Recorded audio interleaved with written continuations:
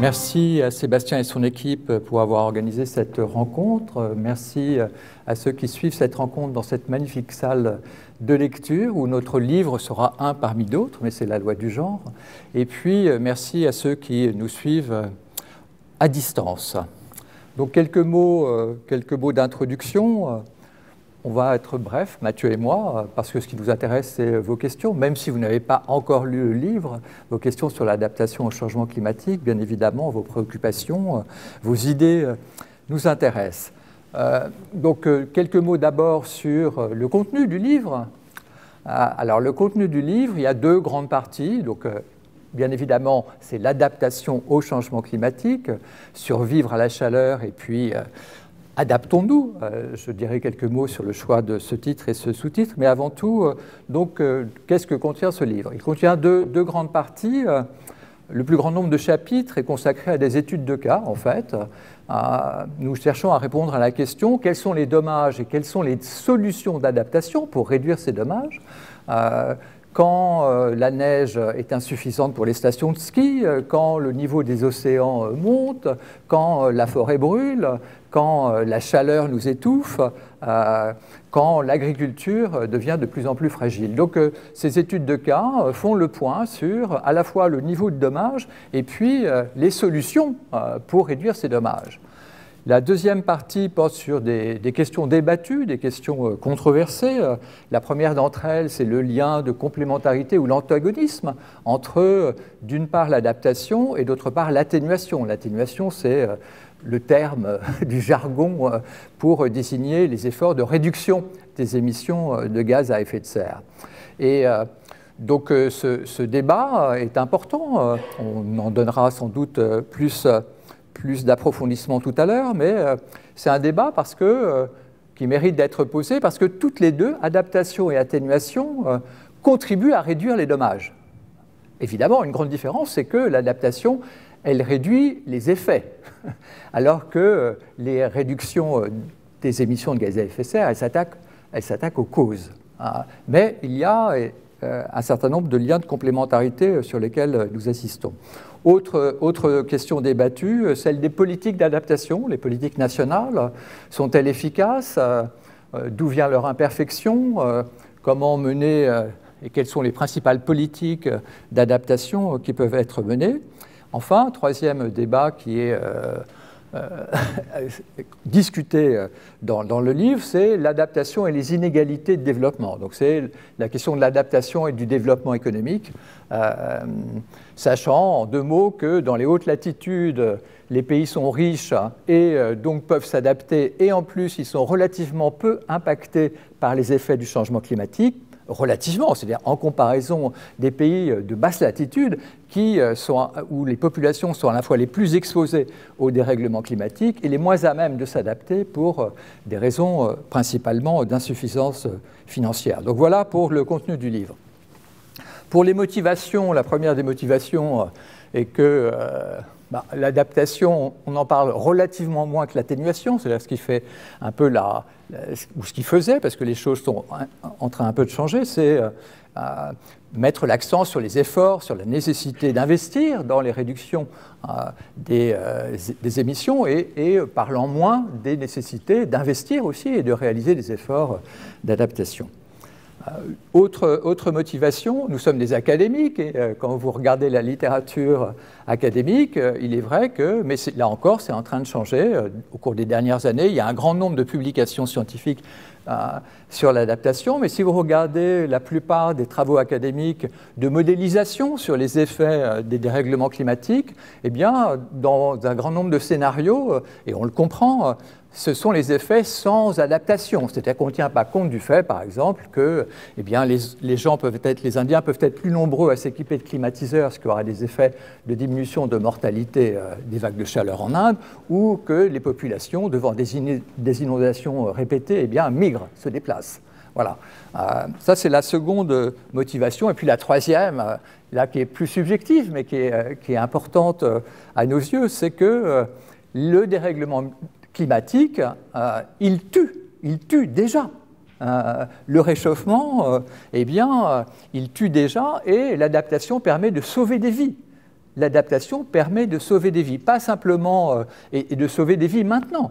Bien évidemment, les mesures qui ont été prises, par exemple, depuis 2003, la vague de chaleur qui a fait environ 15 000 décès en excès, eh bien, vous voyez comment les vagues de chaleur, les effets en France des vagues de chaleur sont incroyablement moins importants qu'auparavant. Pourquoi ? Beaucoup moins de décès en excès. Pourquoi ? Parce que, eh bien, il y a eu des systèmes d'information pour prévenir les vagues de chaleur. Il y a des obligations, par exemple, d'équipement dans les EHPAD d'au moins une salle avec climatiseur. Il y a des informations qu'on connaît tous. On sait qu'il faut appeler nos parents ou nos grands-parents pour leur dire de boire plus, etc. Donc là, voilà, le dérèglement climatique tue, la chaleur tue, eh bien, l'adaptation permet de réduire la mortalité et donc de sauver des vies. Le choix du titre, eh bien, c'est parce que la chaleur, on ne traite pas que de la chaleur, on traite des inondations, etc. Mais on peut ramener à la chaleur, on a une espèce de résumé des dérèglements du changement climatique, c'est une espèce d'indicateur général. Et puis c'est un symbole donc, des changements climatiques et eh bien, la chaleur, la température augmente et continue d'augmenter. Vous savez tous que 2024 a été l'année la plus chaude jamais enregistrée sur la planète et elle va continuer et aussi, vous savez tous que la chaleur a atteint en 2024 un peu plus que 1,5 degré Celsius par rapport à l'ère pré-industrielle.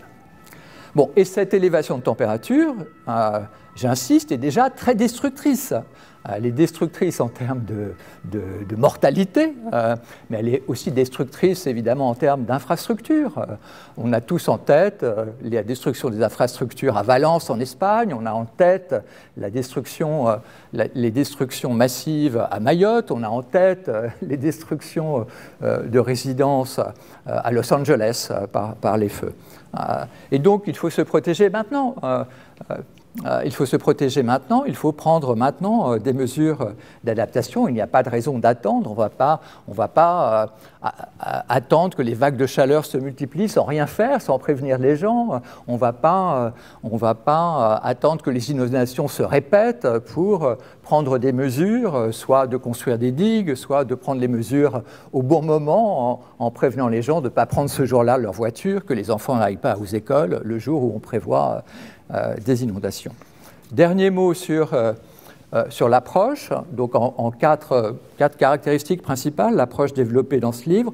D'une part, on développe une approche, une perspective mondiale, c'est-à-dire ce qui nous intéresse, c'est l'adaptation dans le monde, pas simplement les mesures d'adaptation en France, même si évidemment on parle de la France. D'autre part, c'est des analyses qui s'appuient sur des études de cas, donc nous ne sommes pas exhaustifs, mais on traite évidemment de la chaleur, on traite de l'élévation, enfin des inondations côtières, on traite des méga-feux de forêt, etc.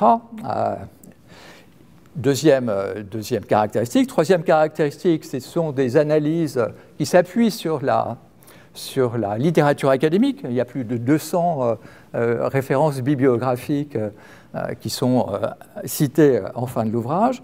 Et enfin, plus généralement, et avant de passer la parole à Mathieu pour résumer et synthétiser les principaux messages de notre ouvrage, notre approche n'est ni catastrophiste ni rassuriste. Alors, qu'est-ce que je veux dire par là ? Elle n'est ni catastrophiste parce que finalement, l'adaptation, c'est un peu de taches bleues dans le ciel sombre et tragique du futur lié au dérèglement climatique. Et ni non plus rassuriste. Les rassuristes aujourd'hui, c'est une espèce de courant d'opinion où les gens se disent oui, mais finalement, C'est pas grave. C'est pas grave parce qu'on réussira à s'adapter. C'est pas grave parce qu'on trouvera des solutions techniques. Donc, notre livre est nuancé. Voilà. Alors, peut-être dans l'air du temps, ce n'est pas à la mode, mais nous y tenons beaucoup. Voilà. Voilà quelques caractéristiques sur une description rapide de l'ouvrage. Et je passe la parole à Mathieu. Donc, bonsoir à tous. Donc Mathieu qui a l'habitude de faire des speeches avec des slides, etc. Donc je suis dans des endroits qui sentent moins le livre qu'ici. Donc j'espère que je vais réussir à m'adapter. Donc merci à tous. Donc là, on s'est répartis comme ça les rôles avec François. Moi, je vais dérouler un certain nombre de messages transversaux qui émergent de ce que nous avons fait. Il y en a 6. Donc, 6, c'est trop, il faut en supprimer.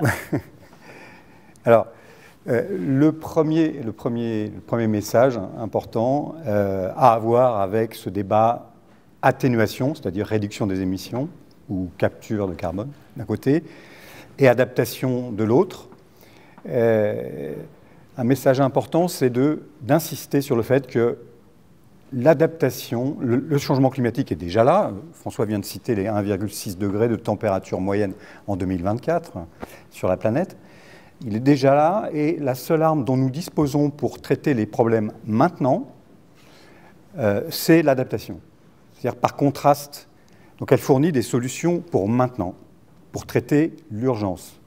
Par contraste, l'atténuation, c'est compte tenu de l'inertie de la machine climatique, compte tenu aussi d'ailleurs de l'inertie de la machine politique, de la négociation politique internationale, c'est un outil qui produit des effets à court terme un petit peu, mais surtout à moyen terme et à long terme. Donc la seule arme dont nous disposons aujourd'hui, c'est l'adaptation. Je voudrais insister sur la dimension politique de cette affaire. L'atténuation, ce sont des efforts au bénéfice de tout le monde. Quand la France supprime une tonne de CO2, évite une tonne de CO2 dans l'atmosphère, ça bénéficie au monde entier. L'adaptation, par contraste, ce sont des solutions qui souvent ont des bénéfices locaux. Quand vous construisez une digue, ça a un effet, un bénéfice pour ceux qui sont à l'abri de la digue. Quand quelqu'un installe un climatiseur, ça abrite ceux qui sont dans le logement. Quand la mairie de Paris végétalise les rues, ça protège les Parisiens. On est sur des bénéfices qui, donc, le plus souvent, sont extrêmement locaux, par opposition à des bénéfices mondiaux. Et ça veut dire que, du point de vue de l'organisation des efforts d'adaptation, on n'est pas du tout sur le même régime institutionnel. L'atténuation, c'est nécessairement une question mondiale et donc une négociation climatique. Pour l'atténuation, la négo climatique est absolument centrale. C'est la seule qui donne du sens à des politiques nationales. S'il n'y avait pas de négociation climatique, que nous réduisions nos efforts n'aurait aucun sens. Donc tout se joue d'abord, en tout cas le driver, c'est d'abord le niveau international. Et ce niveau international, vous avez vu que, compte tenu du contexte de l'organisation du monde que nous avons, par État-nation, compte tenu des tensions géopolitiques, tout ça est extrêmement long. 2015, l'accord de Paris, c'était déjà 25 ans après, enfin 23 ans après la signature de la Convention cadre, qui est celle qui encadre toutes ces discussions. Donc il y a une très forte inertie politique, alors que par contraste, l'adaptation, ce sont des décisions qui relèvent des individus, d'abord, volontairement. J'installe un climatiseur chez moi par rapport à des bénéfices pour moi, des collectivités locales, j'ai cité l'exemple de la végétalisation des rues, et des États-nations, des États nationaux. Si on parle, je sais pas, je lisais un article aujourd'hui sur le débat, par exemple, sur les assurances contre les catastrophes naturelles, qui est un sujet qui est d'abord un sujet national. Bon, ça c'est le premier message. L'outil pour traiter l'urgence en complémentarité avec l'atténuation, qui est un outil pour le moyen terme, le long terme.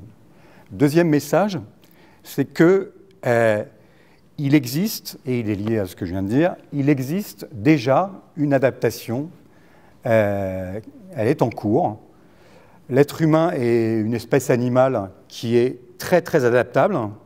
C'est quasiment la seule espèce animale qui s'est installée dans tous les écosystèmes du monde, même l'Antarctique.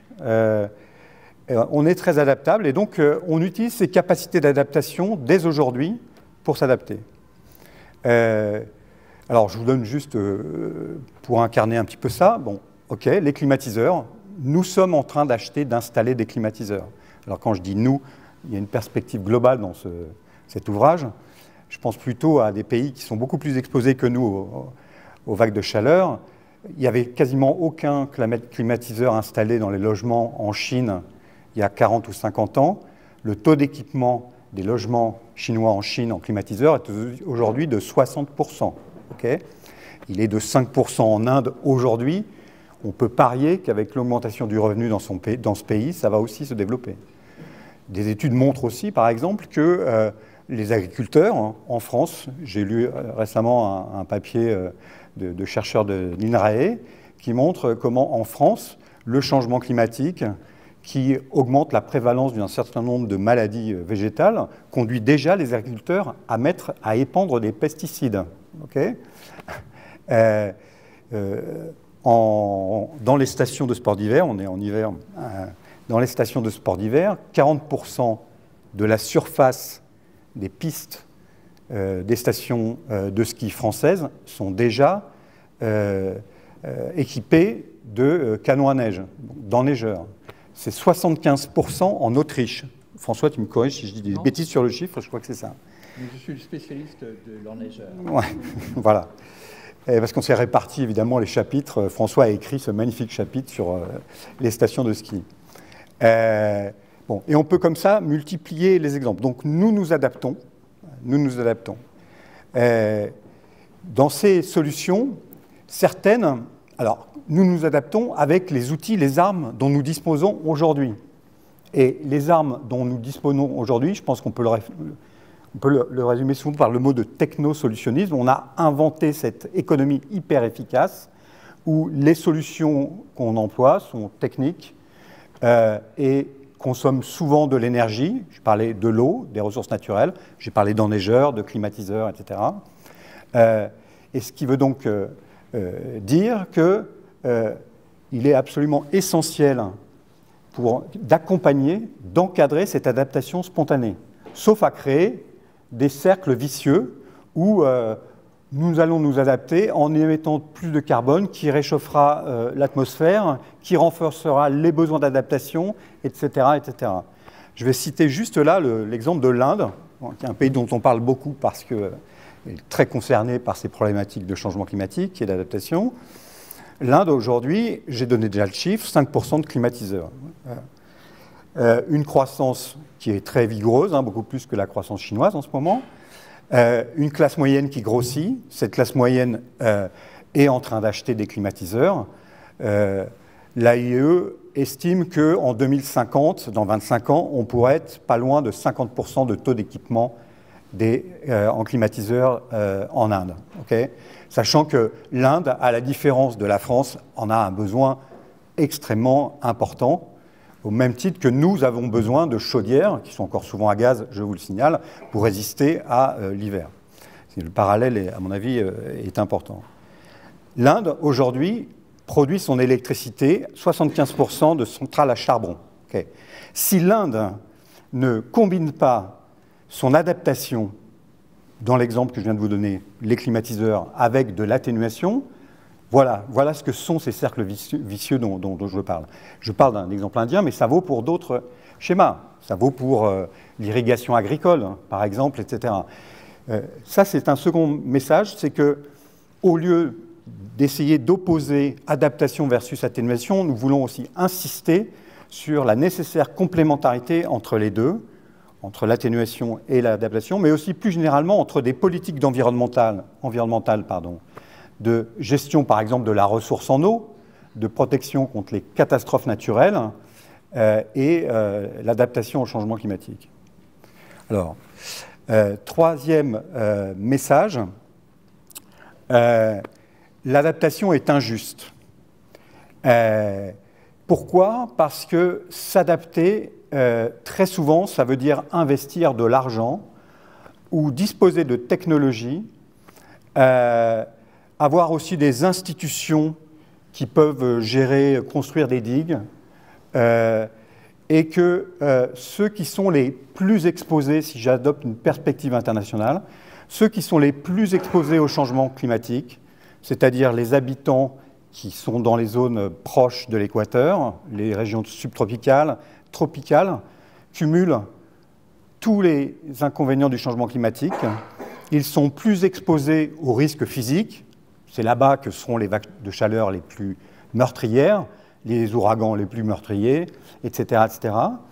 Et ils n'ont pas les capacités, ils ont moins de capacités d'adaptation que nous. Et donc, le changement climatique est un formidable créateur d'inégalités, et l'adaptation a tendance à exacerber encore ce mécanisme. D'où la nécessité dans les politiques d'adaptation, à la fois au niveau international, dans la gouvernance internationale, mais aussi au niveau local, de prendre en compte cette question de la justice climatique. Et donc, en particulier, au niveau international, cette nécessité, ce devoir que nous avons, nous, pays moins exposés et plus capables de s'adapter, de transférer des ressources financières, technologiques vers ces pays. Ce que, je vous le signale, nous avons beaucoup de mal à faire. Ce que nous faisons pour l'instant, et de manière un petit peu chaotique, sans un enthousiasme délirant, c'est de transférer de l'argent sur l'atténuation pour réduire les émissions. Il y a peut-être un cynisme de notre part, parce que, comme je le rappelle, comme je l'ai rappelé tout à l'heure, les bénéfices de l'adaptation sont locaux, c'est-à-dire que quand nous transférons de l'argent dans les pays du Sud, c'est aux pays du Sud que ça va uniquement bénéficier, et pas à nous, alors que quand nous transférons de l'argent pour qu'ils réduisent nos émissions, nous en bénéficions. Okay, donc ça, c'était... Alors, je ne suis plus au 4... Encore un. Encore un. On en garde pour la discussion. Bon. Et donc, dernier message sur les politiques, là, je vais plus parler des politiques cette fois-ci nationales d'adaptation. Donc sur les politiques nationales d'adaptation, bon, il y a la question de l'équité dont je viens de parler, parce que le raisonnement que j'ai mené entre le Nord et le Sud, il est aussi valable à l'intérieur du pays. Je ne sais pas si vous le savez, par exemple, mais le Français qui habite dans les zones les plus exposées à la chaleur, aux vagues de chaleur, est plus riche que la moyenne des Français. Le Français qui est plus exposé aux submersions côtières, il est plus riche, donc souvent dans des résidences secondaires, etc., il est plus riche que la moyenne des Français. La règle n'est pas générale parce que, par exemple, le Français qui habite dans les zones inondables à l'intérieur des terres est plus pauvre que la moyenne des Français.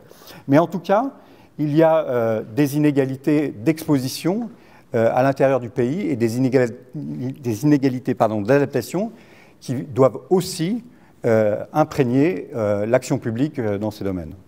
Voilà. Et puis, alors tu me laisses finir juste un truc, un dernier message toujours sur les politiques nationales d'adaptation. Il y a aussi un dilemme entre protection collective et responsabilité individuelle. Là, je vais prendre l'exemple de l'assurance contre les catastrophes naturelles.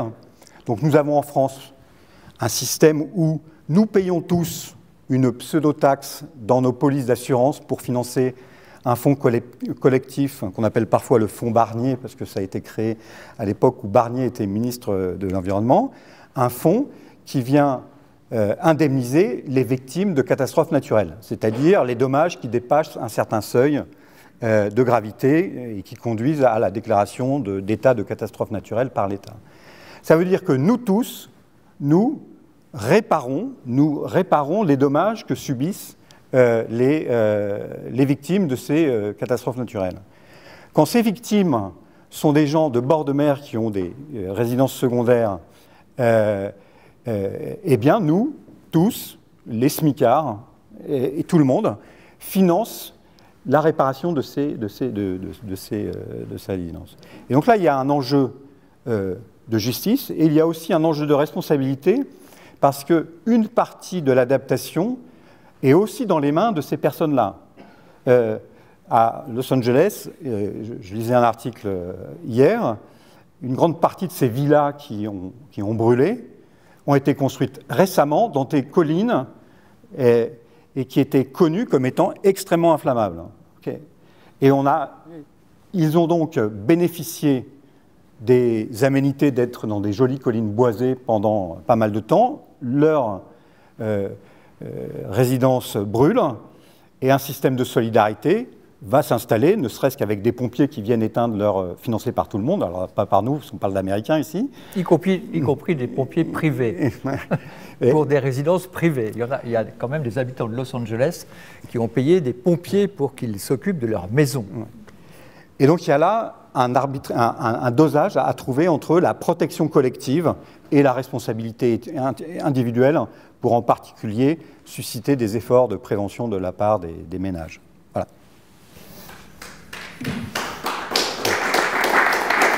Ça peut, hein ? Voilà.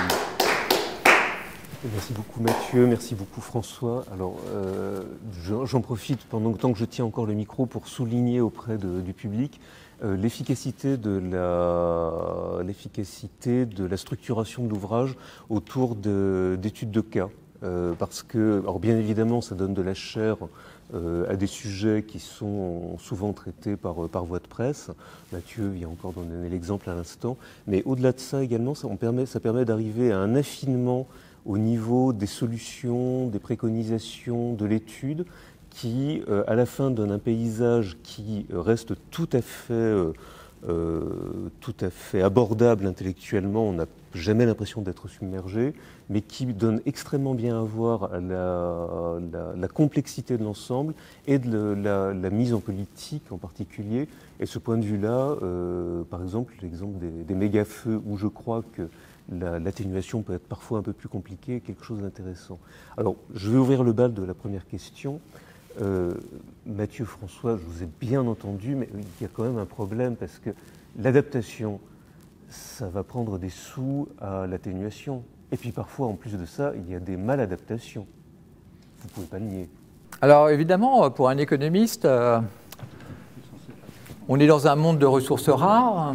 Et si vous êtes à budget constant de dépenses publiques, si vous augmentez un poste budgétaire, à dépenses constantes, vous êtes obligé de diminuer d'1 euro si vous augmentez un poste d'1 euro.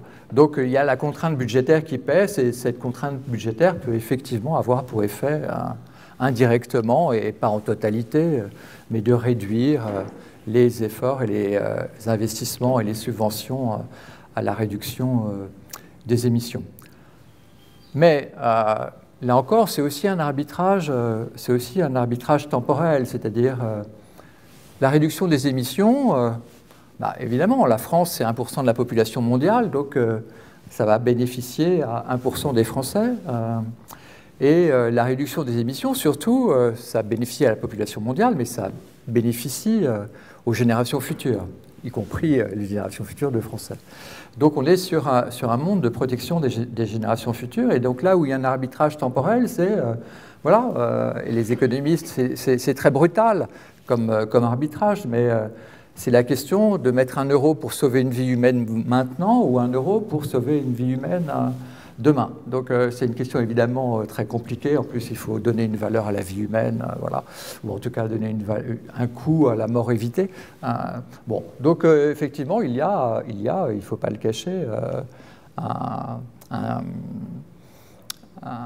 un antagonisme, mais en tout cas, il y a un arbitrage à faire entre adaptation et atténuation. Mais là où on insiste, et Mathieu était très clair là-dessus, c'est que l'adaptation a besoin de l'atténuation. Et en particulier, bien s'adapter, vous parliez de maladaptation, bien s'adapter, c'est décarboner l'électricité. C'est la décarbonation de l'énergie. L'exemple de l'Inde est de ce point de vue-là très important, puisque l'Inde aujourd'hui produit de son électricité avec du charbon. Donc développer les énergies renouvelables en Inde, avec donc une électricité de plus en plus décarbonée, c'est une bonne façon de permettre à moindre coût environnemental l'installation des climatiseurs qui qui vont jouer, comme Mathieu l'a indiqué, mais c'est un point très important, qui vont jouer le rôle du chauffage dans nos pays. Pourquoi c'est un point important? Parce que d'un point de vue moral, me semble-t-il, il est difficile, en tout cas il est difficile pour moi de dire, ben voilà, il faudrait que la climatisation, non, les Indiens, ils ne devraient pas développer la climatisation. Le chauffage a été un des éléments de développement économique sous nos latitudes. Donc ça me paraît un peu compliqué d'avoir cette position très anti-climatisation. Merci beaucoup. Alors, est-ce qu'il y a des questions dans la salle? Des questions un peu générales, en disant que l'enjeu d'adaptation est local. Il y a quand même des incidences systémiques à l'échelle de valeur de la production, pour ceux qui sont mondialisés, des sous-traitants qui sont dans des pays. Voilà, donc ce qui se passe en termes d'adaptation dans un pays a des impacts dans les pays. Par exemple, il y a peut-être aussi la transmission à travers le système financier, par l'assurance, voilà, il y a quand même des transmissions des impacts actuels, donc les mesures d'adaptation peuvent diminuer le risque systémique, probablement. Alors est-ce qu'il est bien évalué? Je ne sais pas. Est-ce qu'on arrive à l'évaluer? Et puis deuxièmement, c'est concernant la climatisation, alors on a besoin de recharge. Il y a des systèmes techniques passifs et actifs, quoi. Donc voilà, nous ne offrons pas sur la promotion systématique des systèmes actifs, alors qu'on peut, comme le chauffage, diminuer la demande de systèmes actifs par des installations actives, passives, qui fait qu'on a une robustesse. Donc la question c'est, est-ce que l'adaptation n'oblige pas à repenser l'évaluation de l'efficacité de système pour plus de robustesse? Parce qu'il n'y a pas d'écrit.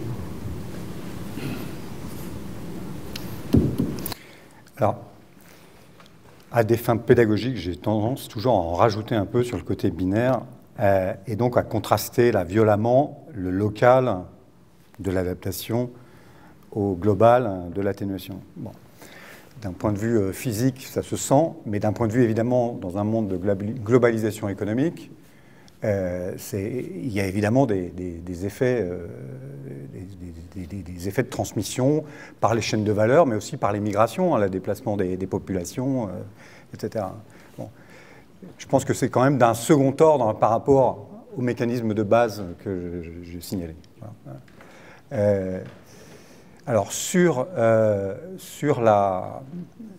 les solutions du type climatisation par rapport à des solutions plus passives, dans le bouquin, on est clair là-dessus que la politique d'atténuation, qui doit accompagner l'adaptation, c'est aussi une politique de sobriété, parce que l'atténuation, c'est aussi, enfin, une des armes de l'atténuation, c'est aussi de la sobriété. Et quand on parle de climatiseurs, en particulier, c'est particulièrement vrai. Parce que aux États-Unis, les climatiseurs, donc 100% des logements américains sont climatisés, ok, et la température de réglage du climatiseur pendant qu'il fait 35 degrés dehors, c'est 20-21 degrés. Ok, bon. Si on passe à 25-26 degrés, ce qui est tout à fait acceptable en termes de confort pendant une vague de chaleur, même en Europe, je pense qu'on trouverait ça plus confortable d'ailleurs d'être à 25 degrés quand il fait 36 dehors plutôt qu'à 21. Enfin bon, il y a des différences culturelles. On voit bien que, et là il y a une différence du coup de consommation d'énergie qui est phénoménale, d'où l'importance de l'accompagnement de sobriété, par exemple, sur la climatisation. Mais il ne faut pas non plus tomber sur ces sujets dans l'idée que les solutions passives régleraient tout. Et je prends du coup l'exemple de la végétalisation, par exemple des rues. Bon, je suis un résident parisien, j'apprécie beaucoup la végétalisation des rues, mais en faire l'alpha et l'oméga d'une politique de rafraîchissement pendant les vagues de chaleur, et quasiment l'outil unique, quand vous regardez le plan municipal de la ville de Paris, il ne parle quasiment que de ça, ça n'est pas avoir une vision rigoureuse de la question. Il faut les deux. Il faut les deux. Oui, j'ajouterais juste que c'est un bon exemple de complémentarité entre les initiatives privées et les politiques publiques. C'est-à-dire que les politiques publiques doivent accompagner la climatisation dans la mesure où il relève de la politique publique, de désigner et de certifier les climatiseurs qui sont les plus efficaces pour informer le consommateur. Il revient aux politiques publiques d'envoyer des messages sur le fait de régler son climatiseur à 21 degrés. Et donc, c'est un bon exemple qui montre que des fois, il y a le cliché, il n'y a pas besoin d'aider l'adaptation, il n'y a pas besoin de politique publique, puisque ce sont les initiatives privées. Ben oui, il y a besoin de politique publique pour accompagner les initiatives privées, parce que ces initiatives privées ne sont pas toujours bonnes et peuvent produire des effets externes, etc. Et notre livre insiste beaucoup sur cette complémentarité entre les initiatives privées d'adaptation et des politiques publiques d'accompagnement. Pardon, tu l'as. Merci François, je suis Louis Guétan-Giraudet, chercheur à l'École des Ponts. Et donc, ok, vous dites que l'atténuation c'est un bien public, l'adaptation un bien privé, donc naturellement, spontanément, on va faire de l'adaptation. Et d'ailleurs, vous dites que bien qu'on en fait déjà, on achète des climatiseurs, etc. Et donc, je me demandais, est-ce que pour autant on est capable de dire si on en fait assez? Donc là, ça pose la question de savoir quel serait le juste niveau d'adaptation.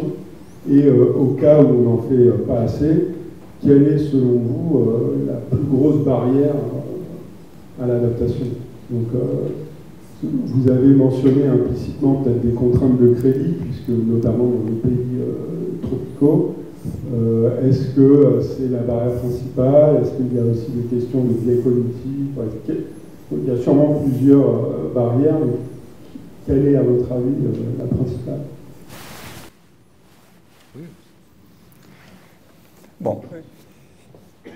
Donc, est-ce qu'on en fait assez? On va distinguer le monde en développement et puis nous, ok?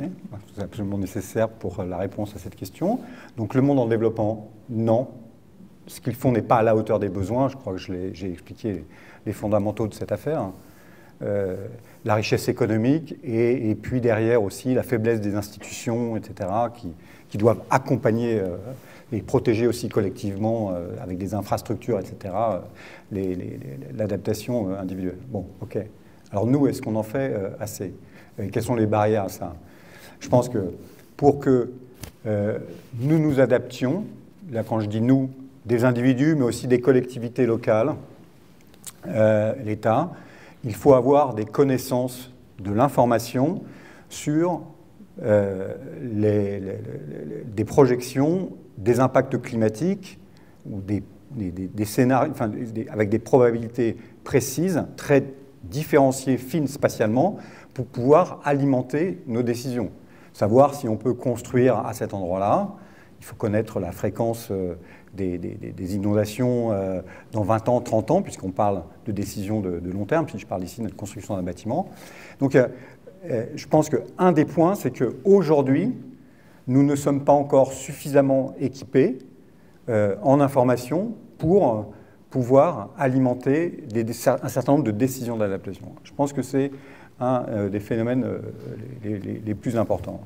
Il y a après d'autres phénomènes qui est que savoir ce que je disais sur la responsabilité individuelle, etc., il y a aussi des endroits où on n'aide pas certains acteurs à s'adapter parce qu'on les protège trop. Bon, allez, je vais faire Sainte-Soline. Okay? Sainte-Soline, la bassine de Sainte-Soline qui fait beaucoup de bruit dans les médias. Quel est, de mon point de vue, le problème de Sainte-Soline? Ça n'est pas le fait que c'est une solution qui serait intrinsèquement mauvaise, de la maladaptation, dans un monde de plus en plus sec, et ça va être très très sec au sud de la France et en Aquitaine. Il est logique de vouloir augmenter les capacités d'irrigation. Le problème, c'est comment on le fait. L'État a subventionné à 75%, finance à 75% la construction de Sainte-Soline. Ça veut dire qu'en faisant ça, l'État choisit de décourager d'autres formes d'adaptation plus sobres. Bon, par exemple, changer d'espèce végétale. On peut mettre du sorgho, qui est une céréale d'origine africaine qui est beaucoup moins gourmande en eau, plutôt que de conserver du maïs alimenté par des bassines, des méga-bassines, etc. Donc je pense qu'il y a aussi une des raisons qui fait qu'on n'est pas encore à niveau, c'est qu'on ne gère pas forcément très très bien notre capacité à protéger collectivement les biens, les entreprises et les personnes. Oui, je voulais ajouter aussi un problème de métrique, en fait. C'est-à-dire que les efforts de réduction des émissions sont plus faciles à estimer. Voilà, il y a eu tant de tonnes de carbone évitées. Les efforts en termes d'adaptation sont difficiles. Il n'y a pas une métrique unique. Et donc, il est compliqué de savoir si on a été performant ou compliqué de savoir même parfois s'il vaudrait plutôt mettre de l'argent pour l'adaptation contre les inondations ou mettre de l'argent pour l'adaptation contre les vagues de chaleur. On n'a pas, et donc là, la réponse d'économiste, elle est simple. Hein, la réponse d'un théoricien en économie, c'est, ben voilà, on fait de l'adaptation quand le coût marginal de l'adaptation est égal au bénéfice marginal apporté par l'adaptation. Ok, super. On ne connaît pas les bénéfices, ou ils sont très difficiles à estimer cas par cas. Bon, donc il y a quand même de l'analyse coût-bénéfice qui peut être faite à la hache, dans la mesure où il y a des solutions d'adaptation qui sont vraiment pas chères et qui rapportent beaucoup. Et parmi ces solutions, ce sont les systèmes d'alerte. Évidemment, nous avons des systèmes d'alerte, mais en Inde, il faut un système météo, etc. Et les systèmes d'alerte, développer des systèmes d'alerte dans les pays qui sont incroyablement exposés aux vagues de chaleur, ben, c'est une première mesure pas chère et qui rapporte beaucoup, qui rapporte en termes de vie humaine sauvée, etc., qui doivent être faites. Donc on connaît quand même il y a des mesures d'adaptation dont on sait que le bénéfice est beaucoup plus grand que le coût. Voilà, donc il faut commencer par elles. Mais en revanche, on n'a pas de métrique et ça rend les choses un peu compliquées. Vous m'entendez? Oui. Oui, bonsoir. Alors, deux choses. Vous avez parlé de l'Inde. Il y a certains pays en développement, notamment l'Afrique, qui commencent à avoir des gouvernants et le secteur privé, on commence à avoir des problématiques de, alors, je ne sais pas si c'est atténuation ou adaptation. En gros, en fait, sur certains projets, on demande de plus en plus, puisqu'il faut rechercher des financements, et les bailleurs de fonds multilatéraux, les fameux, demandent à ce que chaque projet ait une stratégie bas carbone. C'est très compliqué. Dans un continent où le taux d'industrialisation est très faible, il faut monter en gamme. Et qu'est-ce qu'il faut faire? Est-ce qu'il faut monter en gamme avec les ressources que nous avons, c'est-à-dire le pétrole, le gaz? Donc, il faut abandonner le pétrole et le gaz. Il faut passer aux énergies renouvelables. Mais la mise en place des énergies renouvelables, dans beaucoup de pays africains, c'est très long. Tout l'écosystème, c'est très long. Et donc, pendant ce temps, on tarde justement à avoir ce développement industriel. Donc, du coup, on ne sait pas quoi faire. Et puis, deuxième problématique, c'est plutôt des problématiques culturelles. J'ai discuté ce matin avec une architecte qui propose des constructions avec des biomatériaux parce qu'elle trouve que c'est ridicule de faire de l'habitat en Afrique avec justement les climatiseurs.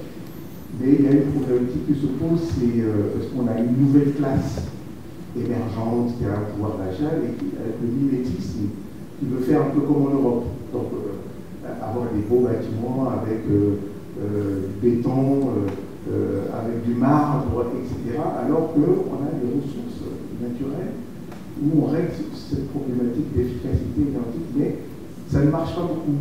Et donc, du coup, elle qui a beaucoup travaillé sur ces concepts-là, qui a fait de la recherche avec des biomatériaux, mais le marché est pas encore. Donc, problématique d'industrialisation, problématique aussi culturelle pour utiliser des matériaux.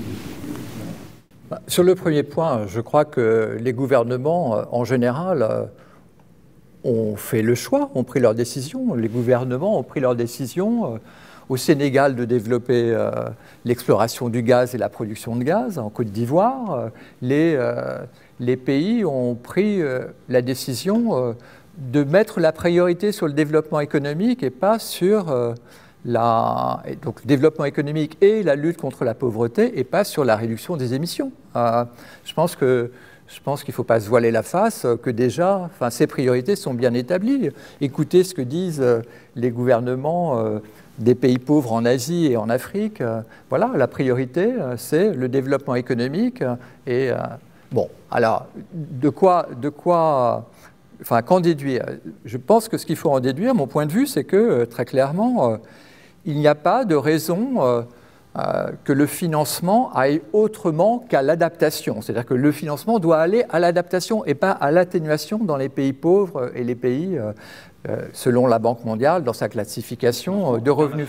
Oui, international, pardon, de revenus faibles à moyens faibles.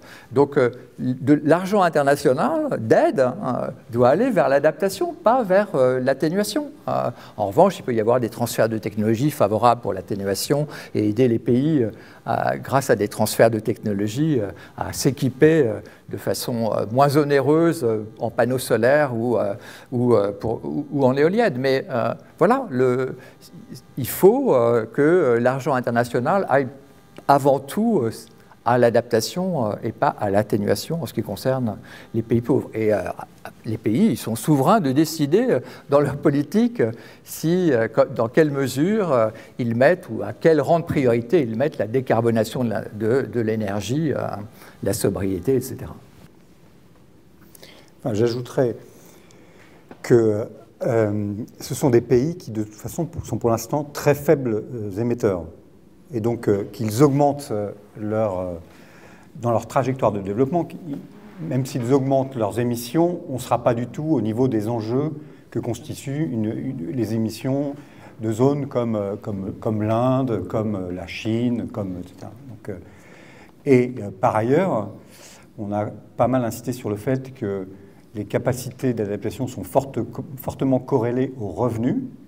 Et donc là, il y a aussi une complémentarité, c'est-à-dire que le développement économique est favorable à l'adaptation. Et donc là, c'est une autre forme de complémentarité que celle qu'on a par ailleurs développée, qui était celle l'adaptation peut polluer, pas uniquement du carbone aussi, parce que l'agriculture intensive, c'est une forme d'adaptation à la baisse des rendements qui pollue aussi. Donc il y a ça, mais il y a aussi le fait que le développement économique, y compris carboné, augmente les capacités d'adaptation, en tout cas, en particulier, un effet qui peut être très utile dans des zones qui sont faiblement émettrices de toute façon, où la question qui se pose, c'est l'accès à l'électricité plutôt que le niveau de sa consommation, et où les demandes en adaptation, les besoins d'adaptation sont gigantesques.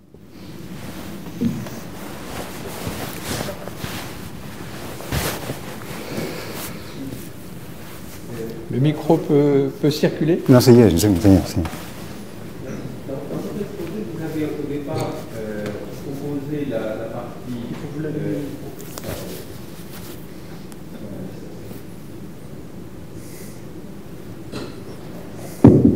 Là, c'est mieux. Dans votre exposé liminaire, vous avez considéré que les questions d'atténuation étaient surtout du moyen et long terme et les questions d'adaptation souvent à plus court terme. Qu'en est-il s'agissant des infrastructures? On peut penser par exemple au train dont les cathédrales souffrent quand on est à 50 degrés, aux réseaux électriques de transport pour lesquels il peut y avoir des réactions face aux tempêtes plus fortes, aux réseaux d'eau, aux aéroports, etc. Ou aux extensions urbaines pour lesquelles, dans le cas de Caen par exemple, on a stoppé une extension urbaine parce que les prévisions du GIEC concernant la montée du niveau de la mer aboutissaient à dire qu'un premier plan n'était pas adapté. Et dans ce cas-là, est-ce qu'on est capable de réévaluer la part entre les investissements d'infrastructures d'adaptation et la partie atténuation? Si je détaille dans le cas français, le rapport Pisani-Ferry et Mahfouz disait 66 milliards dont 3 pour l'adaptation, c'est-à-dire 5% pour les problèmes rencontrés immédiatement par les Français et 84% pour l'humanité souffrante. Ce n'est pas forcément toujours supportable avant en termes de politique publique. Quand on leur posait la question, c'était c'est un point qu'on nous a posé tardivement, on n'avait pas toutes les données, par conséquent, la partie concernant l'adaptation n'était pas forcément le nec plus ultra de ce qu'on pouvait dire in fine.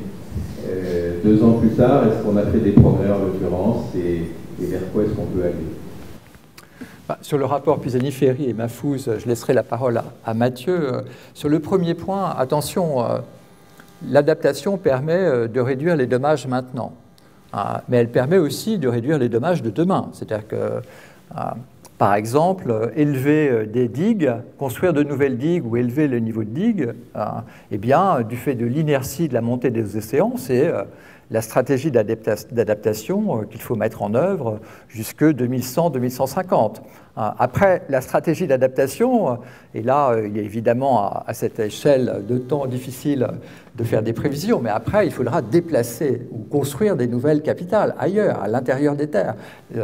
L'Indonésie a commencé à faire ça en déplaçant sa capitale, en voulant déplacer sa capitale à Jakarta, qui s'enfonce chaque année. Et donc, autant à l'horizon 2100, je suis très confortable pour dire, parce que je m'appuie sur des études académiques et sur des évaluations de plusieurs papiers très sérieux, eh bien, jusqu'à 2100, voilà, l'analyse coût-bénéfice donne un résultat catégorique. Il faut élever les digues ou construire des digues parce que devant, évidemment pas pour protéger des champs, mais pour protéger les grandes villes, pour protéger New York, pour protéger Ho Chi Minh Ville, pour protéger Dakar, pour protéger Shanghai, etc.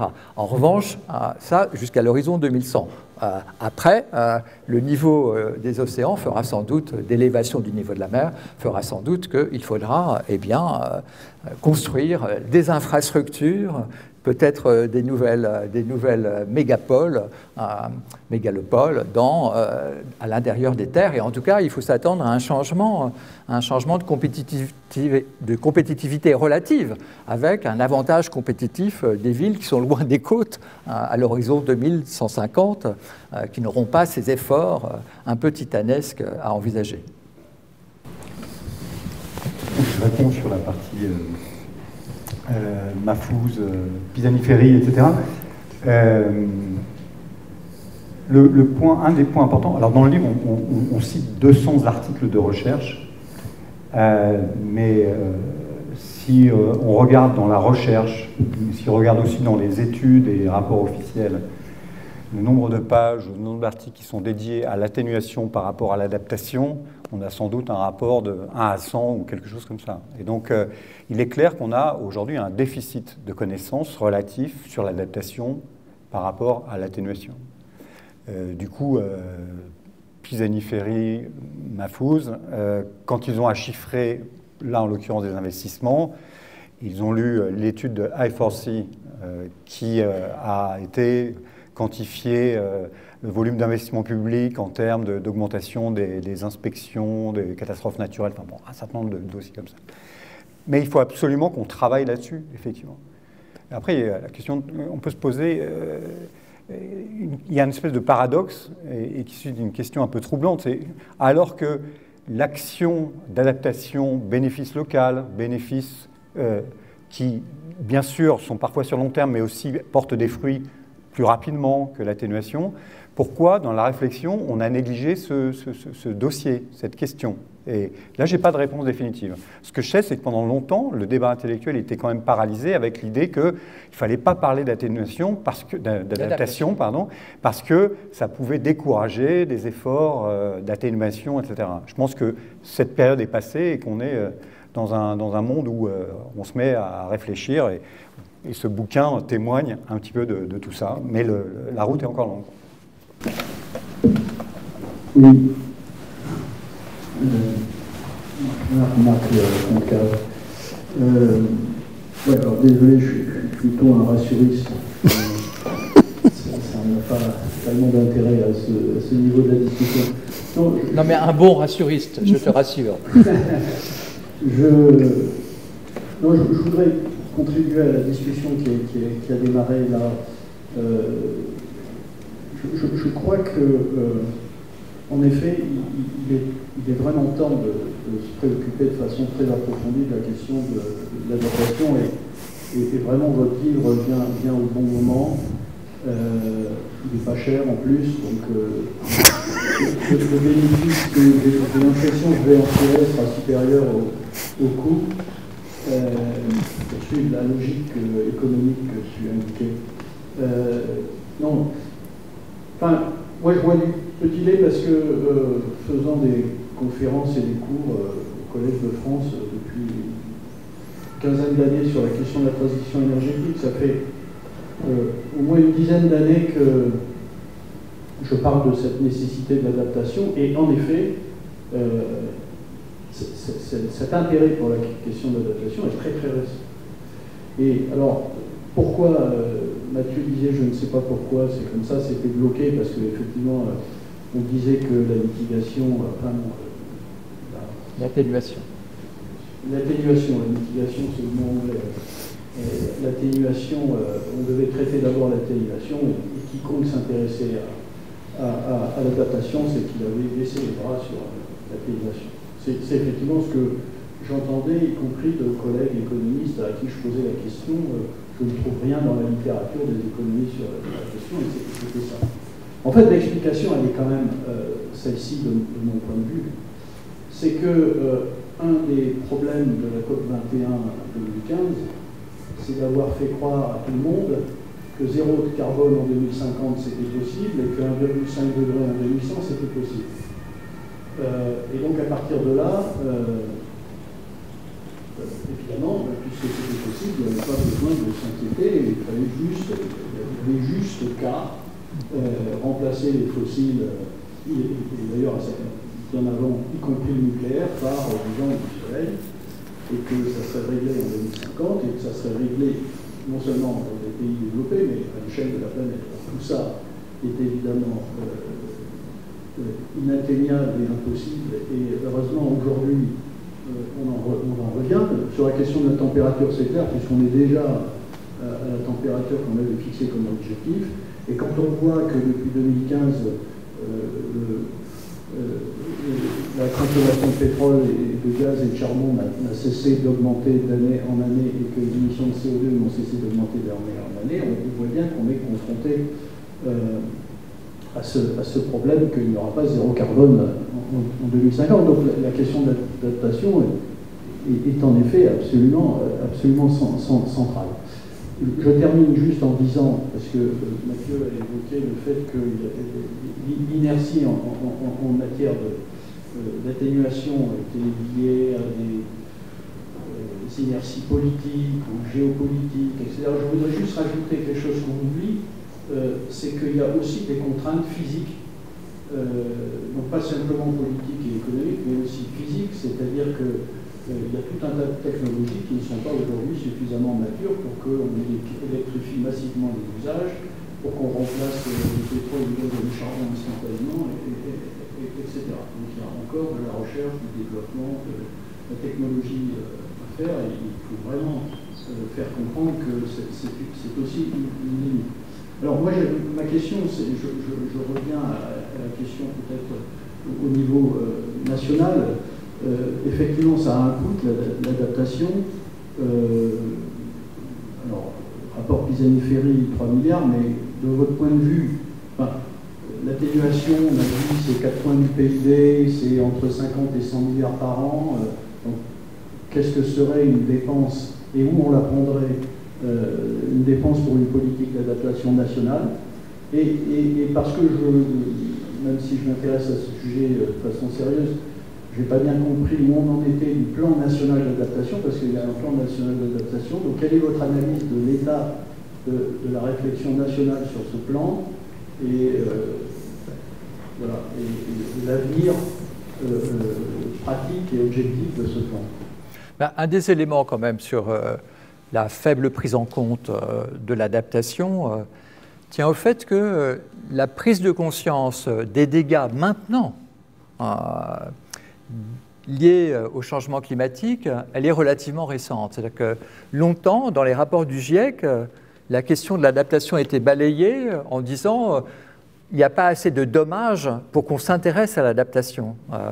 Donc là, on n'est pas du tout dans cette situation. Depuis une dizaine d'années, voilà, les études d'attribution, c'est-à-dire que ces études qui permettent de dire tel événement climatique, eh bien, il sort de la zone de variabilité et il est probable à 0,6 qu'il soit lié au changement climatique. Les études d'attribution, et puis voilà, par exemple, il y a une estimation de 100 000 décès par an liés, associés à la chaleur dans le monde au cours des 20 dernières années. Voilà, donc les dommages depuis 20 ans sont de plus en plus clairs, et donc il y a une conscience peut-être c'est un autre élément de réponse. Le temps que les consciences soient éclairées, il faut toujours un moment. Peut-être c'est un autre élément de réponse qui explique pourquoi on s'est relativement peu intéressé à l'adaptation. Et c'est vrai que pour un économiste donc qui est toujours nul quand même dans ses analyses politiques, en tout cas je le suis, ce qui est quand même étonnant, c'est la France, c'est 1% de la population mondiale, ça ne sera pas au-dessus au cours des 50 prochaines années, et donc elle met plus l'accent sur l'atténuation qui va profiter à 1% de ses citoyens, et moins sur l'adaptation qui profite massivement quand même s'il y a des effets de système, voilà. Et donc c'est un peu étonnant parce que mon idée de base, c'est quand même que les politiques, ils s'intéressent aux bénéfices de ceux qui votent pour eux, plutôt que les habitants de la planète. Et d'autre part, mon idée préconçue, c'est que les politiques s'intéressent d'abord aux mesures de court terme, qui ont des effets à court terme et pas à long terme. Et donc ça devrait aussi favoriser l'adaptation. Donc ça reste quand même un peu énigmatique. Autant je comprends les Chinois.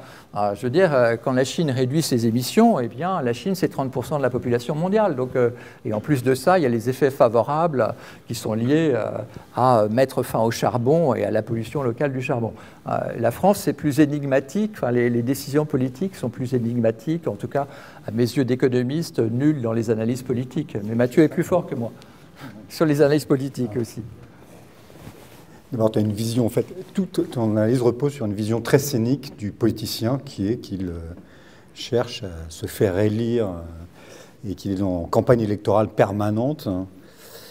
C'est le premier ingrédient de ton raisonnement. Le second ingrédient, c'est de penser que ces électeurs ne sont intéressés que par les bénéfices pour eux et se moquent totalement de ce qui se passe en Afrique ou ailleurs. Je pense que les deux hypothèses sont fausses, et donc c'est une des raisons qui explique ce qui se passe. Sur le PNAC, donc le PNAC, Plan National d'Adaptation au Changement Climatique, donc il y a 2 C à la fin. Donc il est en consultation, il y a un projet de PNAC 3, on est le 3, il est en consultation. Effectivement, il ne suscite pas beaucoup de débats. Il faut dire que si vous ouvrez le PNAC, c'est très très ennuyeux à lire. Enfin, notre bouquin, il n'est pas cher, mais il est aussi plus intéressant que le PNAC. Et notamment, pourquoi? Parce qu'en fait, l'adaptation, c'est quelque chose... bon, j'aime pas l'adjectif, mais je vais l'utiliser parce qu'il est vraiment utile, là. Le mot systémique. J'aime pas parce que c'est un peu fourre-tout souvent, mais l'adaptation, ça touche des tas de secteurs, des tas de politiques publiques, et du coup, le PNAC ressemble à un catalogue. C'est nécessaire, c'est intrinsèque au sujet. À un catalogue très très long de mesures.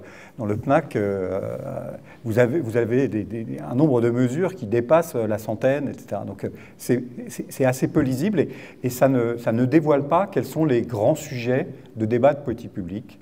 Les grands sujets, c'est l'assurance. Les grands sujets, ce sont l'encadrement aussi des décisions en urbanisme des collectivités locales, dont certaines continuent à construire dans des zones qui sont inondables. Les grands sujets, mais là on travaille moins politique et plus technique, c'est le développement de ce système d'information sur quels seront les dommages en France dans chaque kilomètre carré du territoire pour qu'on puisse prendre des décisions. Voilà. C'est ce qui manque au PNAC, c'est ce côté un peu transversal. Mais la discussion, le débat progresse à mon avis. Ceci dit, le PNAC est gratuit. Lui. On avait une question devant. Il faut peut-être répondre plus vite.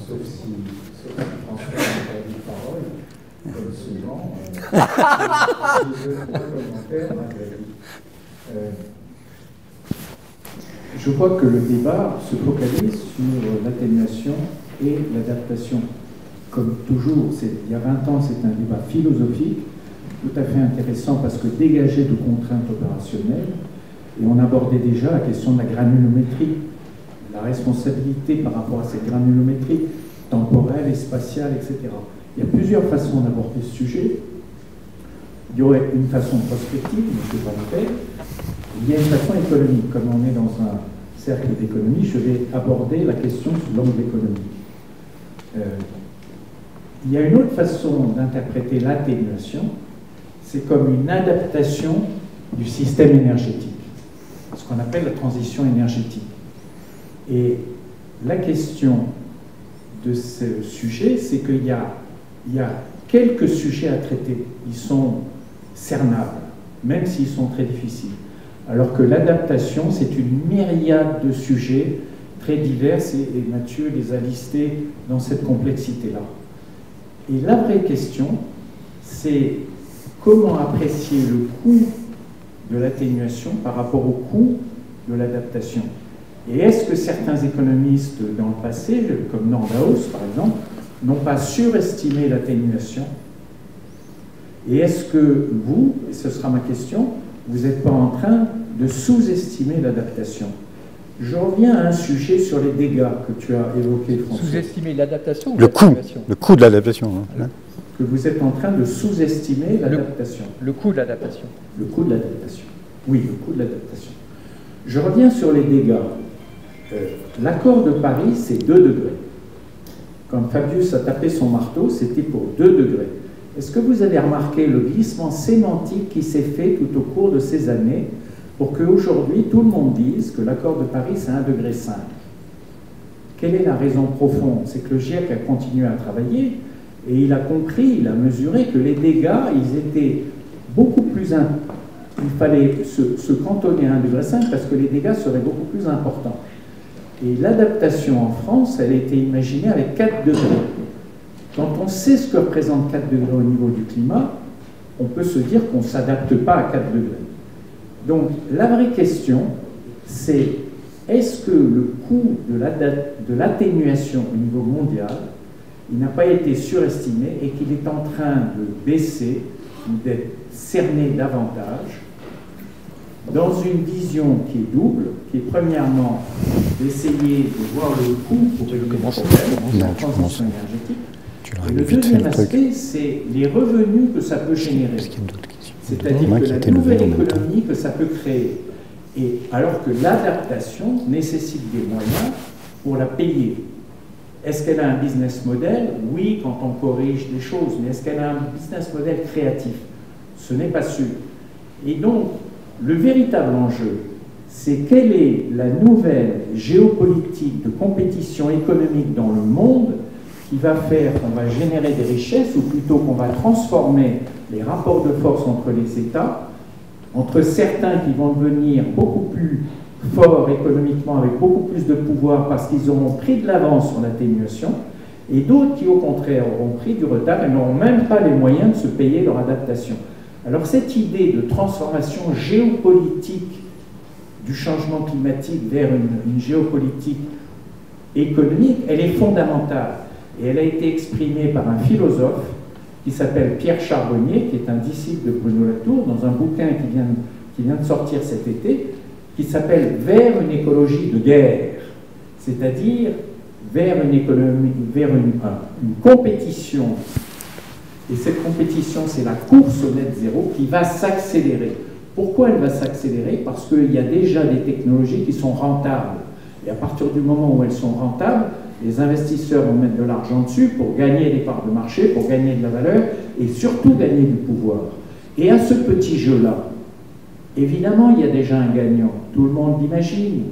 C'est la Chine qui avance cachée en se donnant des objectifs qui sont beaucoup plus lointains ou beaucoup plus larges pour ne pas être exposée, mais qui, dans la réalité, elle accélère sur cette atténuation, justement, pour pouvoir gagner plus de valeur économique et surtout plus de pouvoir, pour pouvoir réglementer le monde d'une façon beaucoup plus générale. Alors que ceux qui vont traîner sur l'atténuation n'auront même pas l'argent pour se payer l'adaptation qui sera nécessaire. Il y aura bien entendu une adaptation nécessaire pour certains sujets localement ou une adaptation résiduelle à cause de l'inertie du système.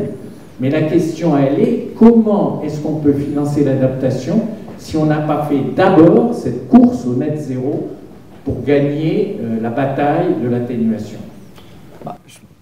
Juste quelques éléments de réponse, mais plutôt factuels. C'est-à-dire qu'on ne peut pas laisser tomber les bénéfices de l'adaptation maintenant. On ne peut pas laisser tomber les bénéfices à surélever les digues qui vont protéger des infrastructures coûteuses. On ne peut pas laisser tomber les mesures d'adaptation qui consistent à avoir un système d'information performant sur les vagues de chaleur. On ne peut pas laisser tomber des essais de stations de ski qui cherchent à sortir du tout ski pour avoir un modèle économique viable de façon plus durable. Donc voilà, on ne peut pas laisser tomber. On ne peut pas laisser tomber parce que déjà, les dérèglements climatiques, eh bien, ils font des morts et ils détruisent des infrastructures. Donc on ne laisse pas tomber. D'autre part, on est un pays suffisamment riche pour mener certaines mesures d'adaptation. Il n'y a pas de... Évidemment, celles qui sont les plus économiques et qui apportent le plus grand bénéfice. Sur la Chine, je répéterai ce que j'ai dit. La Chine, je veux dire, allez en Chine. Prenez l'avion et vous voyez comment, d'un ciel bleu, on descend dans un fog absolument jaune et grisâtre, et comment Pékin est irrespirable, Shanghai c'est un peu mieux. Bon, et donc la Chine a un intérêt pour sa population à atténuer 30% de la population mondiale. Donc en termes d'externalité, vous gagnez au moins 3. Pour les 10 que vous mettez, vous avez un bénéfice de 3. Et d'autre part, ce qui est absolument encore plus important, c'est le nombre de morts à cause de la pollution liée au charbon en Chine. Donc le fait que la Chine cherche à décarboner son énergie, elle a un intérêt. Alors, ce surajoute effectivement, mais je pense que ce surajoute simplement additionnellement, la Chine y voit sans doute une façon de gagner une bataille économique et en compétitivité économique sur le véhicule électrique. Elle a déjà gagné la bataille sur les panneaux solaires, etc. Mais n'oubliez pas l'intérêt interne de la Chine à réaliser l'atténuation. Donc, factuellement, je pense factuellement, je pense qu'il n'y a pas à attendre tout de l'atténuation et à croiser les bras sur l'adaptation. Notre livre dit vraiment le contraire. Oui. Oui. Je comprends bien le parlementer maintenant. Moi, je vais lire avec enthousiasme votre livre, et en même temps avec une certaine gêne, au sens où, et c'est un peu un tour éthique que je voudrais donner à la question, au sens où vous faites un peu de provocation en remettant l'adaptation devant de la scène. Et j'ai envie de vous poser la question, est-ce que c'est volontaire de votre part? C'est toujours mieux quand on publie de publier quelque chose qui sort des sentiers battus. Et en même temps, une certaine gêne, parce que ce faisant, et vous le dites vous-même, vous dessinez une voie qui, somme toute, est plus facile sur un plan économique, plus facile parce que c'est chacun qui s'occupe de soi, localement, etc. Plus facile même, vous avez dit le mot, Mathieu, plus facile sur le plan électoraliste. C'est presque Trump compatible, somme toute. Et donc, moi, ça me donne une certaine gêne si, in fine, ça se traduit sous la forme, excusez-moi, l'atténuation, on n'y arrivera pas, faisons de l'adaptation. Et pour le coup, oui, je crois qu'on pourra rafraîchir les populations en les climatisant, on pourra protéger les populations des inondations en dressant des digues, etc. Ça, on peut le faire sans doute. Mais quid des espèces animales quand même, et des espèces végétales? Moi, j'expliquais il y a quelques années à un architecte des bâtiments de France qui m'interdisait d'isoler ma maison que bientôt il ne trouverait plus de chênes dans les forêts françaises, dont on a eu besoin pour reconstruire la charpente de Notre-Dame. Donc comment vous vous positionnez par rapport à ça? C'est sur le plan éthique, d'une certaine manière. Alors, vous en doutez pas, parce que franchement, bon, d'abord, le fait qu'on écrive le livre participe de quelque chose qui est nécessaire, de mon point de vue, c'est qu'il y a un débat sur l'adaptation. Et qu'on ne soit pas dans des positions qui ont longtemps été... Même le rapport du GIEC a mis très longtemps à parler d'adaptation. Maintenant, ça prend une grande part dans les rapports du GIEC, hein, mais jusqu'au début des années 2000, le GIEC parlait peu d'adaptation, à la fois pour des raisons scientifiques, il n'y avait pas encore beaucoup de matériel à mettre dans les rapports, et c'est quand même le job du GIEC, mais aussi par peur de décourager les efforts d'atténuation. Vous êtes dans cette logique. De mon point de vue, moi, on n'est pas normatif, on ne dit pas « il faut faire » ou... L'adaptation, elle aura lieu, parce qu'il y a des bénéfices, peut-être électoraux ou autres, ou de l'éthique, etc. Elle va avoir lieu, et elle a lieu aujourd'hui, et là où on est normatif, c'est de dire, eh bien, il faut l'accompagner, on essaie de réfléchir à la manière de l'accompagner. Je crois qu'on a dit des choses aujourd'hui sur le sujet, et en particulier ne pas renvoyer dos à dos, enfin, ne pas opposer, n'est pas dans cette logique binaire, atténuation versus adaptation. Je fais une deuxième réaction sur le fait qu'effectivement, il y a une asymétrie fondamentale que vous avez soulevée, qu'on n'a pas du tout soulevée pour l'instant, et dont on ne parle pas assez dans le livre, d'ailleurs, je pense, qui est que quand on parle d'adaptation, on parle d'adaptation de l'être humain. Et donc restent tous nos collègues qui sont dans les écosystèmes, qui, eux, ne vont pas bénéficier des climatiseurs, alors peut-être un peu des digues s'ils poussent au bon endroit, alors que l'atténuation, évidemment, en traitant la cause, profite à tous, profite à la biosphère. Donc il y a effectivement cette asymétrie et qui, du coup, rend nécessaire l'intégration dans les raisonnements des problématiques de biodiversité, donc je prononce le mot, voilà. Voilà mes deux réactions. Mais sortons de ce côté un peu guerre de religion entre, d'un côté, des gens qui disent « Ah, il ne faut pas parler d'adaptation parce que, du coup, on va tout lâcher sur l'adaptation », et de l'autre côté, des gens qui, à l'opposé, diraient « Écoutez, regardez, on est là à nous effrayer, regardez, ils vivent quand même pas mal à Phoenix, en Arizona, on va simplement généraliser un peu tout ça, puis ça va faire le job, c'est pas la peine d'aller s'emmerder à faire de l'atténuation. » Essayons d'avoir une voix un peu médiane là-dessus.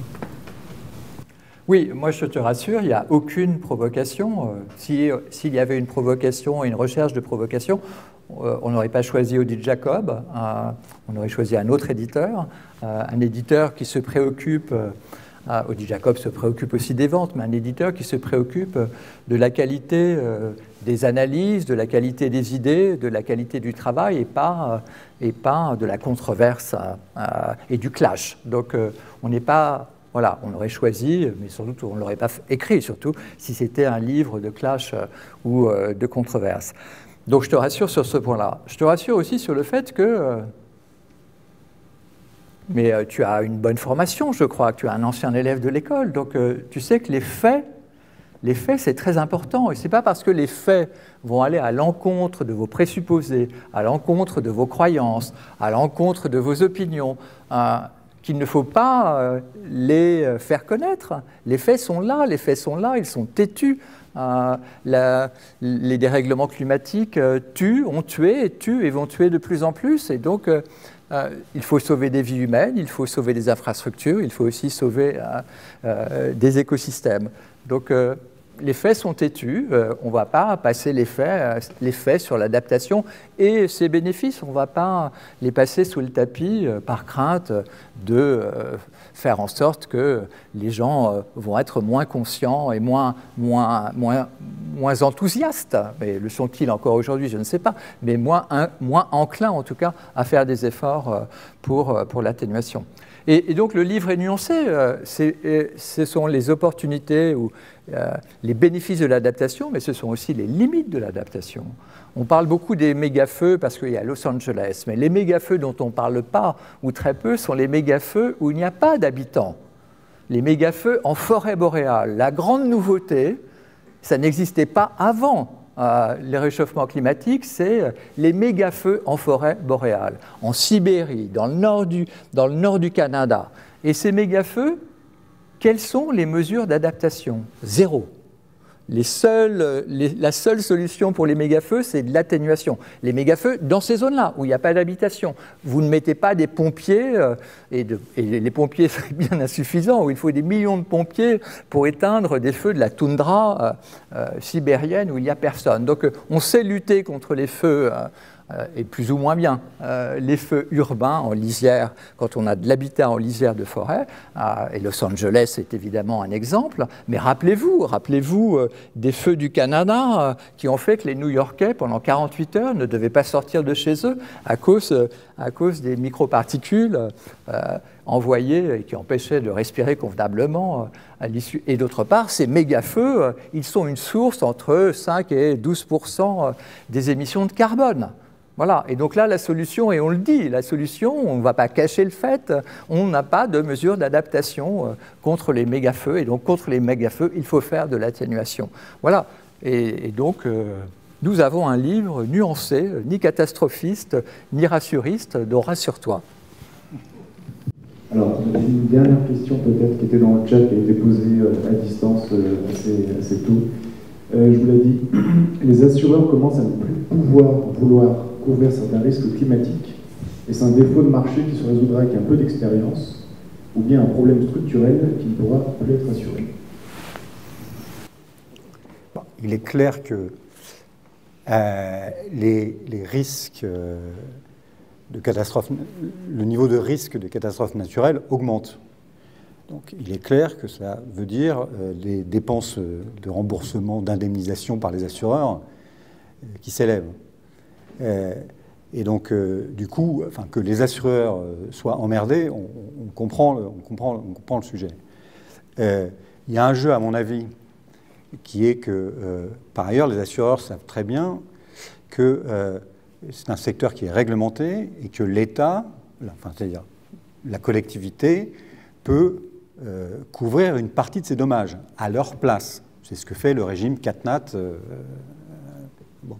Et donc, je pense qu'il y a une espèce de jeu comme ça, qui est d'agiter le caractère non assurable pour conduire à une réaction des pouvoirs publics qui serait protecteur des assureurs, donc, et qui serait donc que la collectivité protège les assureurs. Je pense qu'il y a, derrière, il y a ce jeu-là. En particulier aux États-Unis, c'est assez clair quand on parle de ce qui se passe en Californie.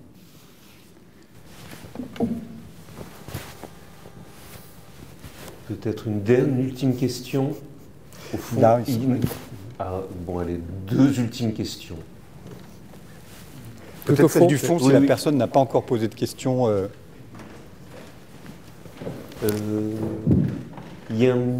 Logiquement, il y a un micro quelque part dans la salle. Ouais. Bonsoir à tous.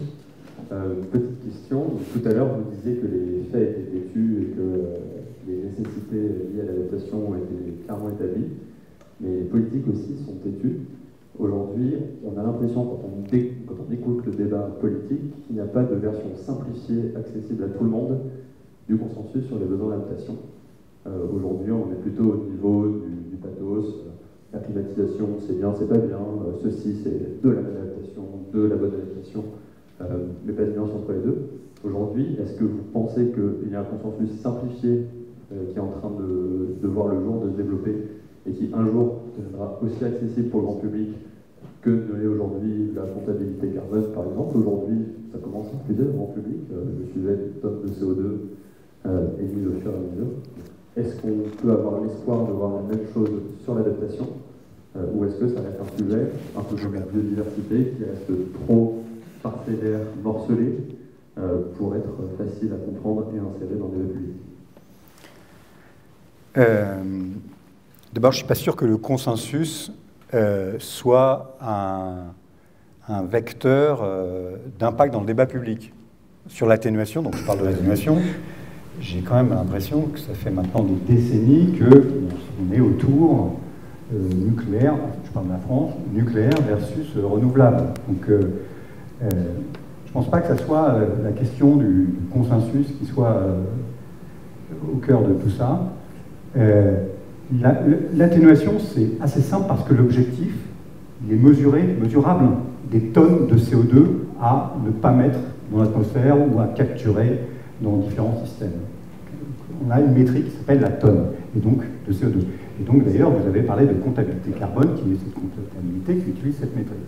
En matière d'adaptation, on est sur des bénéfices qui vont bien au-delà d'un indicateur de tonnes de carbone.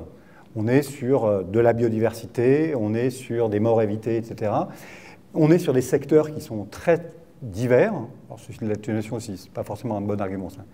Et donc, il y a une espèce de complexité intrinsèque du sujet qui rend son appropriation difficile.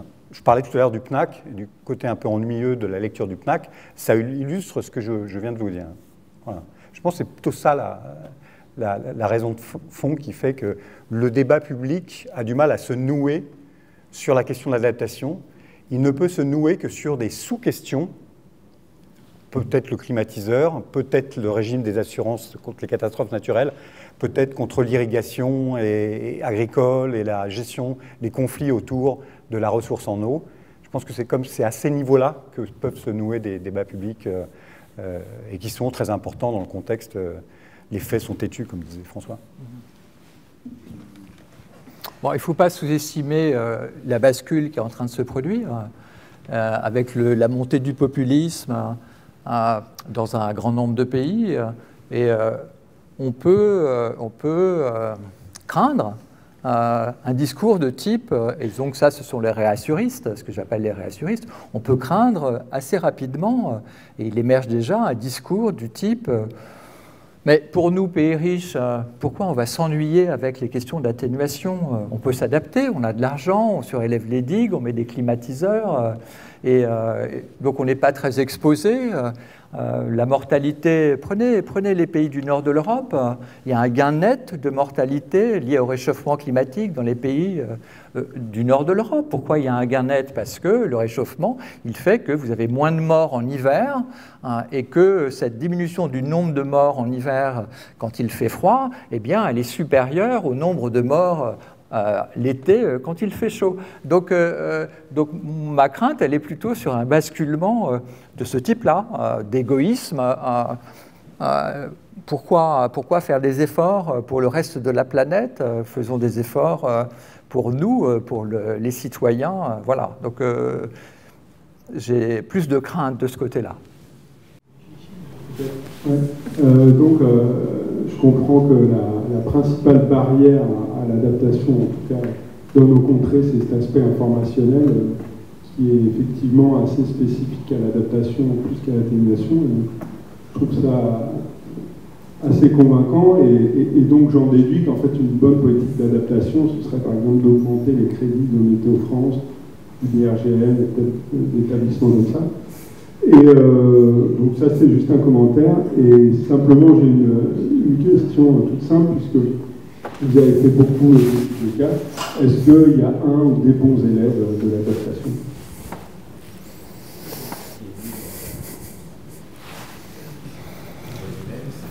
C'est compliqué parce que donc il n'y a pas la métrique de la tonne de carbone qui permet de faire le classement à la fin de... Non, mais il y a peut-être l'exemple parce que je crois que tu l'as évoqué, François, des EHPAD. Quand on compare deux vagues de chaleur, celle de 1900, je ne sais plus combien, 2003 et celle de maintenant, les calculs ont été faits et comparés. Le fait d'avoir mis quelques climatiseurs dans les EHPAD a fait que l'impact de vagues de chaleur à peu près comparables à 20 ans d'existence a fait chuter considérablement le nombre de décès dus à la chaleur. Alors attention, oui, j'adore cette étude. Donc, ce qu'ils ont fait, c'est que 2003, c'est 15 000 morts. Bon. Et en excès. En excès, bien sûr. 15 000 morts. Et en 2008, il y a eu une vague de chaleur un peu similaire. Et ce qu'ont fait les chercheurs, c'est de calculer la relation entre la température, l'intensité de la vague de chaleur et le nombre de morts avant 2003 et puis après 2003, et de projeter ça sur la canicule de 2008. Et donc, si on était resté sur les modes d'adaptation à la chaleur pré-2003, on aurait eu 68%, non, pardon, ça a diminué. L'adaptation qui a eu lieu entre 2003 et 2008, elle a permis de sauver 68% de la mortalité qui a été observée en 2008. Ça n'est pas uniquement une question, donc c'est gigantesque. Ça n'est pas uniquement une question de climatiseur. Non, non, non. C'est une question, et je ne connais pas de recherche sérieuse d'ailleurs qui soit capable de distinguer trois facteurs qui sont, un, le climatiseur, 2, les systèmes d'alerte, et puis 3, simplement l'apprentissage collectif que nous avons tous fait en constatant avec effarement qu'il y avait 15 000 personnes, dont nos proches, hein, qui étaient tués, qui étaient morts de cette affaire. Voilà. Oui, donc tu as raison. J'ai dit climatiseur, mais en fait, pour donner un bon exemple d'adaptation, c'est le fait que, considérant que les populations des EHPAD sont plus fragiles, on a fait attention à tout un tas d'opérations, le climatiseur est inclus, mais aussi, en effet, des contrôles d'alimentation en eau, etc., plus rigoureux. C'est un ensemble de choses. Mais il me semble que dans les EHPAD, en tout cas, on a réagi à la question. Il y a réchauffement, donc il faut qu'on fasse des choses spécifiques. Bon, mon intuition, c'est que les bons exemples d'adaptation concernent sans doute les pays qui bénéficient des meilleures gouvernances. Et donc, par exemple, le fait des gouvernances nationales et territoriales. Je pense que l'efficacité en matière d'adaptation contre les vagues de chaleur en France est très liée au système très centralisé. Inversement, pour des inondations qui ont un caractère beaucoup plus local, c'est la gouvernance locale qui est clé. Et donc, sur cette intuition, j'ai simplement l'exemple de Valence pour l'appuyer. À Valencia, il y a un système d'information, il y a un système d'information météo, etc. Et le problème de gouvernance, c'était quoi? C'était que le président de la région, qui avait reçu le message de la météo, n'a pas donné la consigne que les enfants n'aillent pas à l'école, n'a pas donné la consigne que les gens ne prennent pas leur voiture pour aller au supermarché. Et donc, c'est ça qui a failli. Et sans doute, mieux vaut que la décision d'envoyer les consignes soit prise par un organisme indépendant et pas par un politique, parce que le précédent, justement, c'était le cas de Madrid, le précédent, c'était une maire à Madrid qui avait pris des consignes, qui avait indiqué que les enfants ne devaient pas aller à l'école, que les gens ne devaient pas aller travailler, et l'événement extrême ne s'est pas produit. Parce qu'évidemment, les prévisions ne sont pas certaines. Et donc, quand vous êtes un politique et que vous vous trompez dans ce cas-là, ça peut vous coûter très cher. Donc, le mieux, quand même, c'est que ce soit des organismes indépendants qui soient le dernier maillon pour la consigne et prévenir les citoyens. Et donc, la gouvernance locale et la gouvernance nationale, à mon avis, jouent un rôle clé dans l'adaptation. Je vais faire un commentaire sur le caractère local de l'adaptation par rapport au caractère planétaire de l'atténuation. Mais en faisant ça, si on place d'un point de vue Sirius, on peut aussi voir que des mécanismes d'adaptation dans les pays, disons des zones tropicales, consistent à organiser à constater des vagues migratoires vers des zones tempérées, ce qui remet aussi en cause les équilibres, d'ailleurs, des débats aux États-Unis sur ce sujet-là. Donc, tout dépend de l'angle sur lequel on se place.